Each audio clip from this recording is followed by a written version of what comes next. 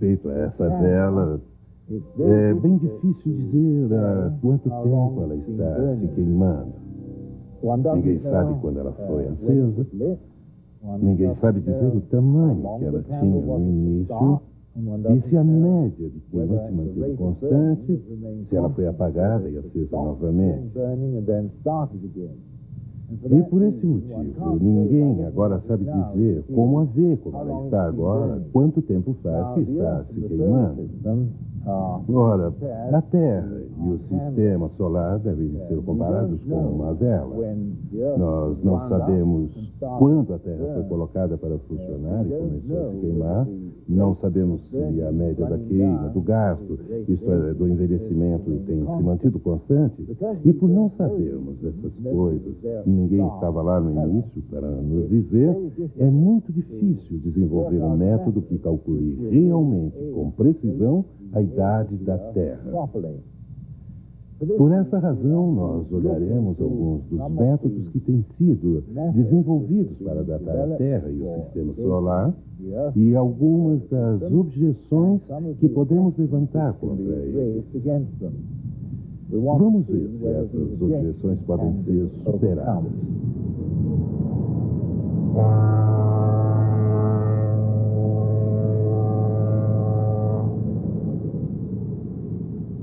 Uma paisagem típica holandesa. Uma pequena cidade pitoresca perto do Rio Reno e, como em todos os lugares do mundo, mas especialmente na Holanda, que é tão populosa, mais casas precisam ser construídas para mais pessoas. Aí, então, uma descoberta é feita. Enquanto as escavações para a construção são feitas, alguns objetos antigos esquecidos há muito tempo são descobertos. Cuidadosamente, os artigos são coletados para uma melhor averiguação. E a primeira pergunta é: que idade têm essas coisas? Será que achamos alguma antiga colônia romana? Ou uma vila medieval?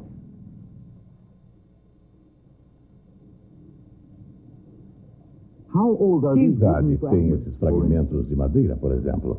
O Laboratório de Pesquisa Arqueológica da Universidade de Groningen vai tentar descobrir. Irão usar para isso o método Carbono 14, também conhecido como método radiocarbônico de medir a idade. O ganhador do Prêmio Nobel e inventor desse processo, professor Willard Libby, um evolucionista, explica o método. A maneira que isso acontece é que raios cósmicos introduzem o radiocarbono na comida que consumimos. E assim nos tornamos radioativos com radiocarbono. E enquanto vivemos, continuamos a comer e mantemos a concentração disso constante. Mas quando morremos, nós paramos de comer e nosso corpo passa a perder o radiocarbono na razão de 1,5 em cada 5.730 anos. Então, medindo a quantidade de radiocarbono na carcaça de uma pessoa, eu posso dizer durante quanto tempo você já está morto. E isso é medir a idade pelo radiocarbono. Isso é verdade, não só para os seres humanos, mas para tudo que tem vida. Vejamos, por exemplo, essas lindas gazelas. Enquanto elas viverem e comerem, tanto o carbono 14 como o carbono 12 entram e saem do corpo. A proporção de C14 e C12 dentro e fora do corpo é a mesma. Mas quando o animal morre, para de comer. Aí acontece algo. Durante um longo período de tempo, gradativamente, o C14 se decompõe em nitrogênio e deixa o corpo. Depois de 5.730 anos, sobra só a metade da quantidade original de C14. Por isso dizemos que a metade da vida do C14 é 5.730 anos. Tecnicamente é assim. Depois de limpar completamente a amostra, ela é colocada num forno de quartzo de alta intensidade que alcança altas temperaturas. Ali a madeira é queimada completamente para que os gases fiquem completamente isolados. Dentre eles, é claro, existe o gás radioativo C14. Depois da queima, os gases são filtrados por um sistema complicado de tubos e líquidos para o dióxido de carbono ser separado dos outros gases. Esse gás purificado é então coletado e examinado por um medidor Geiger. Ali, as partículas radiativas de C14 são contadas. Um computador calcula então a idade da amostra. Aqui, no caso, nossa amostra parece ser de um povoado romano de 200 Anno Domini. Arqueólogos do mundo todo têm usado o método carbono 14 na tentativa de calcular a idade aproximada de suas descobertas. Os resultados têm sido usados frequentemente, principalmente nos casos em que não se necessita de muita precisão. O carbono 14 é um sistema útil para alguns trabalhos arqueológicos, quando usado com muita cautela, pois existem ainda muitas variáveis, algumas que ainda não são compreendidas. Infelizmente, porém, algumas vezes dá resultados bastante imprecisos. Pesquisadores usaram o sistema com uma concha de um marisco vivo. O resultado do teste indicou que o marisco estava morto há mais de 3.000 anos. Carcaças de focas secas que tinham menos de 30 anos de idade foram datadas com até 4.600 anos de idade.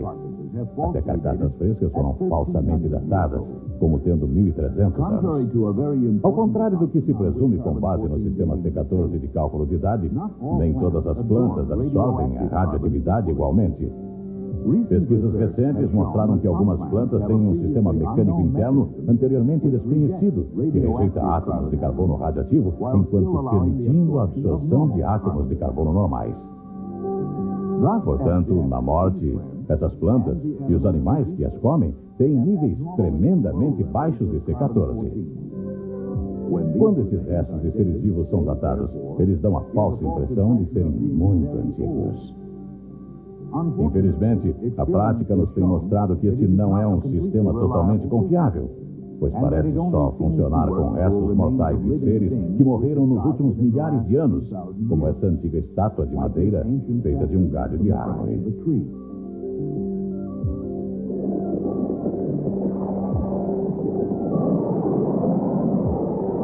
Que métodos os evolucionistas usam para tentar datar objetos como minério e rochas que se supõem ter milhões e até bilhões de anos de idade? Ou essas lindas montanhas suíças e suas formações rochosas? Além do método radioativo C14 de cálculo de idade, também há, é claro, outros métodos para datar com radioatividade. Você pode usar o método C14, o qual se decompõe em N14. Ou você pode usar o método potássio-argon, onde o potássio se decompõe em argon. E você pode também usar o método urânio-chumbo. Esses são os principais métodos para o cálculo de idade pela radioatividade.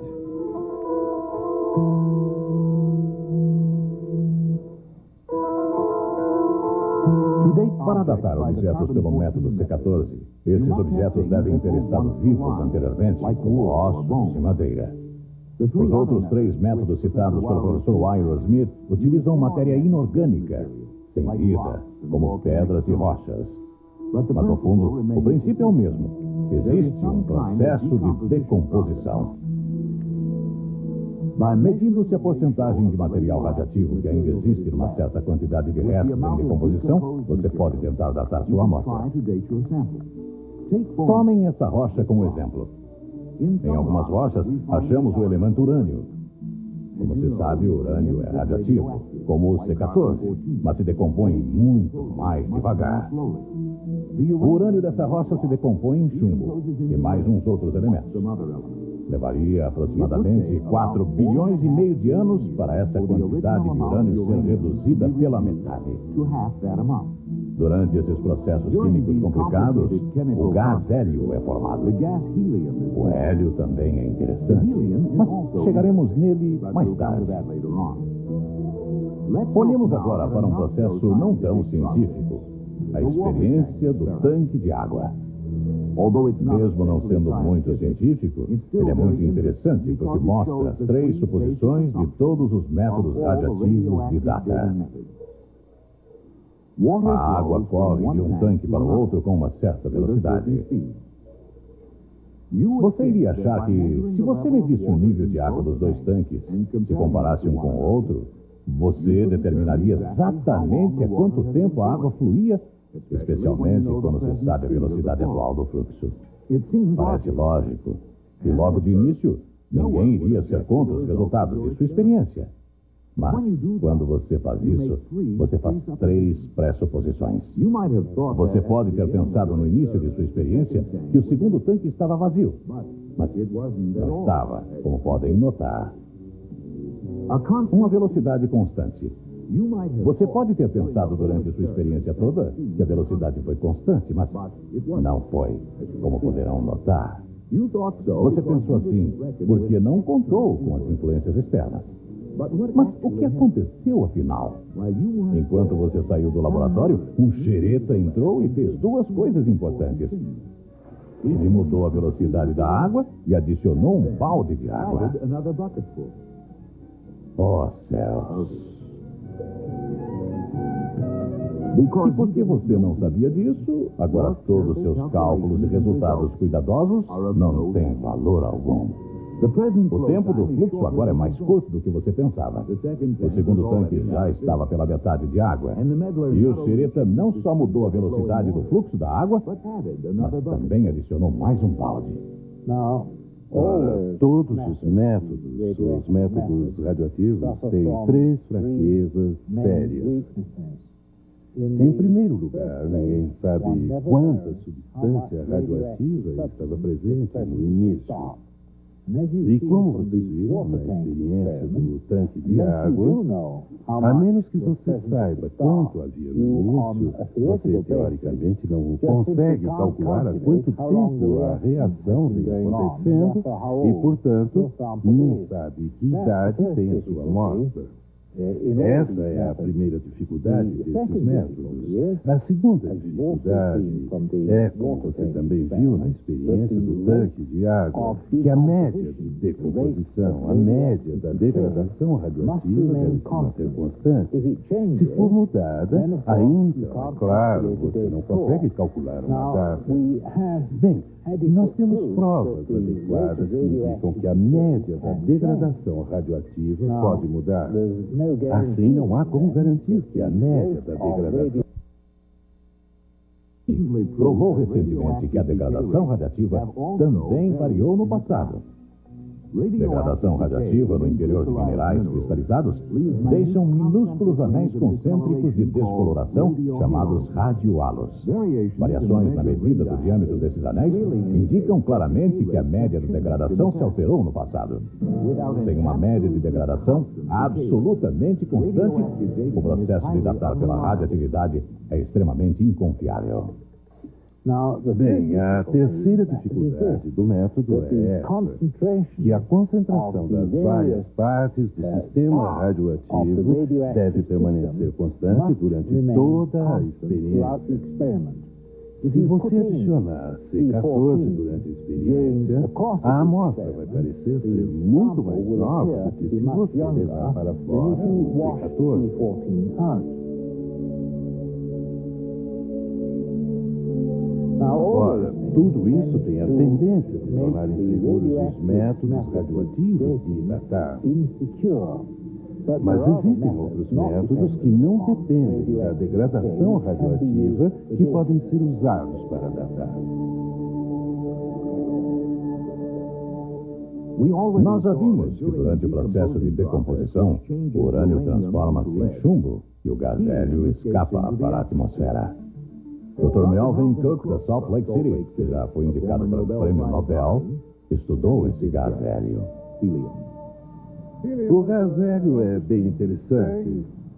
Na atmosfera está presente no volume aproximado de 1 milhão de bilhões de gramas.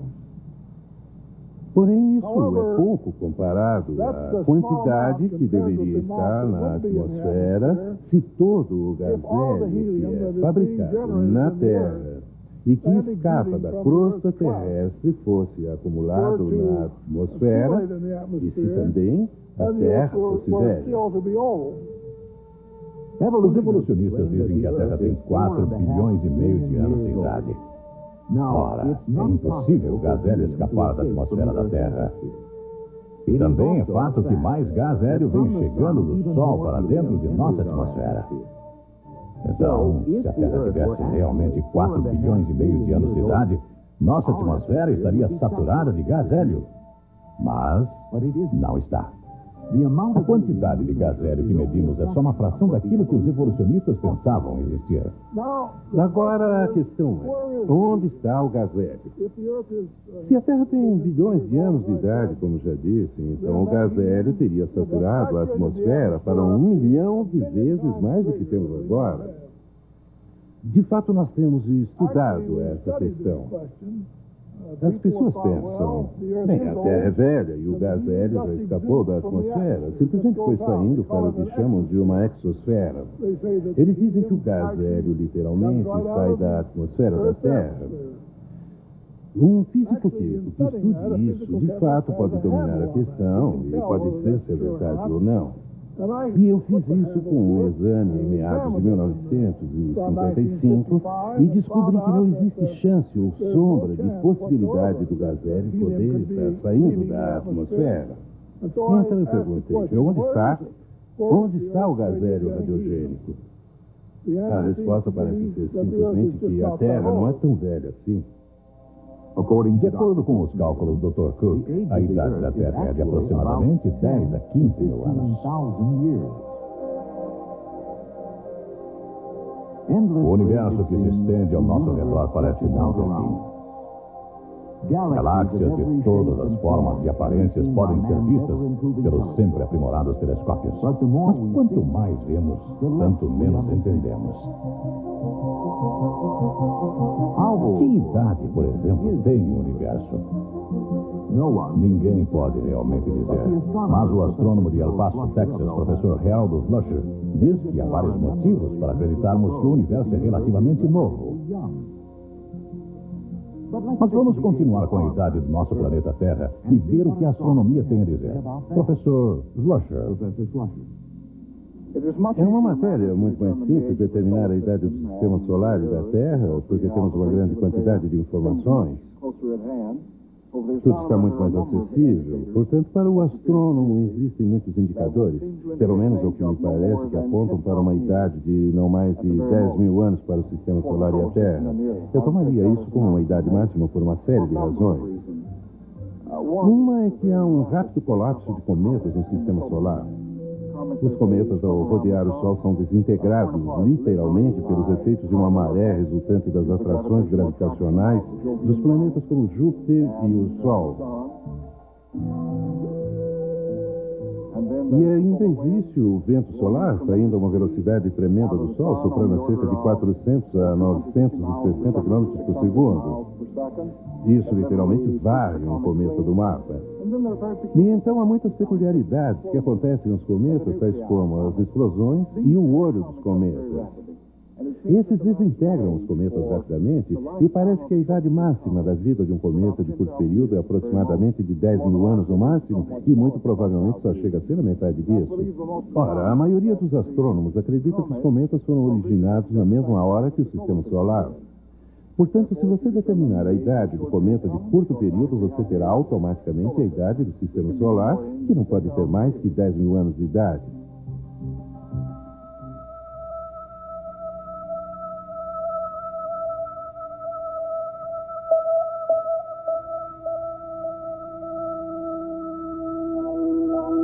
Quando você olha para a poeira da Lua, você certamente conclui que a Lua deve ser muito jovem.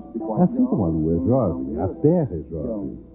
Você vê que a poeira espacial interplanetária é continuamente depositada na superfície da Lua numa média de 14 milhões e 300 mil toneladas por ano, até quem sabe 10 vezes mais.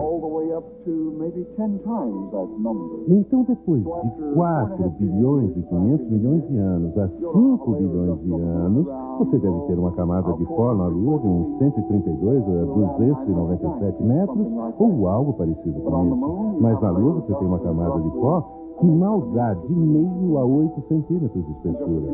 E só alguns centímetros dariam para a Lua a idade de uns 7.000 a 8.000 anos, para dizer a verdade. Então, olhando para a superfície da Lua, a ausência do pó que deveria estar lá levanta um excelente indicador da idade dela. Você encontra a ausência da poeira. Ela parece nova. E ao invés de uma camada tremenda, da qual você diria ser muito velha, a Lua tem uma camada fina, muito nova. Então eu digo que a Lua é bem jovem. E se a Lua é bem jovem, então é claro que a Terra deve ser bem jovem. Porque quanto à idade da Terra e da Lua, até os evolucionistas dizem que tem aproximadamente a mesma idade. A poeira vem do espaço em forma de meteoros e meteoritos. Mas quando medimos a quantidade sobre a Terra, chegamos à mesma conclusão. Não há mais poeira meteórica do que se acumularia em 10 a 15 mil anos. Ao público, geralmente a impressão que é dada é de que não existem provas da Terra e do universo serem novas. Porém, existem muitos outros indícios. Desde 1836, mais de 100 observadores diferentes no Observatório Real de Greenwich e no Observatório Naval dos Estados Unidos tiraram medidas visuais diretas que mostram que o diâmetro do Sol está se encolhendo a uma média de 1,52 m por hora. O diâmetro do Sol é tão grande que esse encolhimento passa desapercebido por mais de centenas e até milhares de anos. Porém, o Sol continua a encolher. Os registros de eclipses solares sugerem que esse relativamente rápido encolhimento tenha acontecido pelo menos nos últimos 400 anos. Até onde os pesquisadores conhecem, essa média tem sido constante desde a formação original do Sol.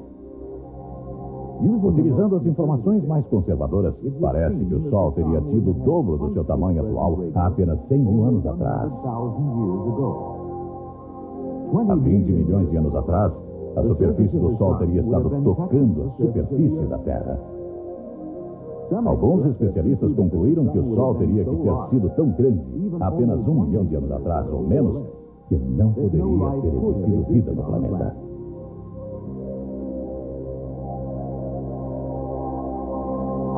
Eu creio que quando você soma todos esses efeitos, certamente você chega a essa conclusão, que o Sistema Solar e a Terra são bem jovens, com não mais de 10 mil anos de idade. E eu realmente acredito que o universo não tem mais que isso. Eu acho que todos esses objetos têm essencialmente a mesma idade. Por muitos anos, os navios procuraram seus caminhos pelos oceanos, aparentemente sem fim. Nos últimos séculos, eles têm utilizado um conhecido instrumento para guiá-los: a bússola. A agulha da bússola aponta sempre para o polo norte magnético. Faz isso porque ao redor da Terra existe um campo magnético. Nós sabemos que esse campo magnético também se degrada. A cada 1.400 anos, sua força é reduzida em 50%. Então, quando voltamos 1.400 anos para trás na história, o campo magnético era 2 vezes mais forte do que é hoje. Outros 1.400 anos antes disso era 4 vezes mais forte do que é agora, e assim por diante. O professor Thomas Barnes, físico da Universidade de El Paso, conclui: se voltássemos 10 mil anos, o campo magnético da Terra teria a força de um campo magnético de uma estrela magnética. Agora, bem, uma estrela magnética é como o nosso Sol, pois tem uma fonte de energia nuclear. Certamente a nossa Terra nunca teve uma fonte nuclear como o Sol e, com certeza, nossa Terra nunca teve um campo magnético tão forte, certamente não mais forte do que o de uma estrela. Isso limitaria a idade da Terra a 10 mil anos. Outros argumentos da física limitariam a idade da Terra em várias proporções, mas a ciência poderia definitivamente dizer, pelas maiores provas da física, pelo tipo de física no qual projetamos unidades de radares e unidades de comunicação, Esse mesmo tipo de física nos diria que o campo magnético da Terra não poderia ter mais do que, digamos, de 6 a 15 mil anos.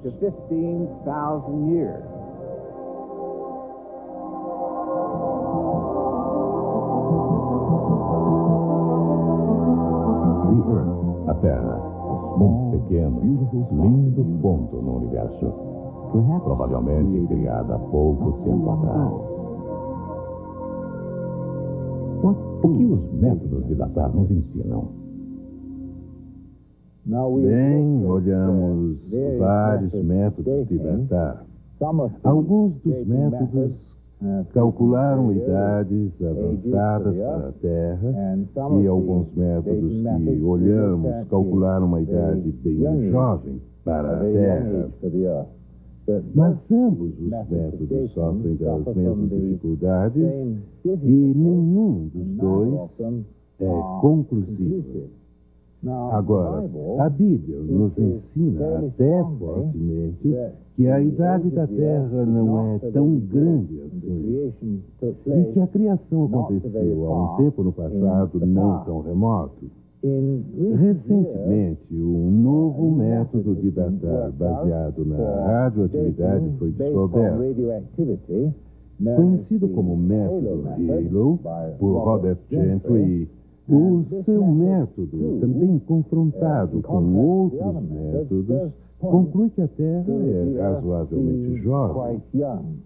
Portanto, temos provas científicas que sustentam o ponto de vista bíblico da Terra poder ser bastante jovem. Ora, se isso é fato, e se isso está confirmado, e nós não vamos ser intolerantes nesse ponto, se isso está confirmado, então, naturalmente, os longos períodos de tempo que são absolutamente necessários para a evolução realmente não existem. E se eles não existem, então, é claro, toda a ideia da evolução de ganhar pulos. Como não se pode produzir um homem em um curto tempo, por acaso, é necessário ter havido longos períodos de tempo. Ora, a Bíblia ensina de fato que a Terra pode ser jovem. Se é jovem, então, é claro, nós dependemos impreterivelmente de uma criação, do papel de um Deus eterno para toda a obra necessária ter sido feita para ter produzido uma criação tal como a vemos hoje.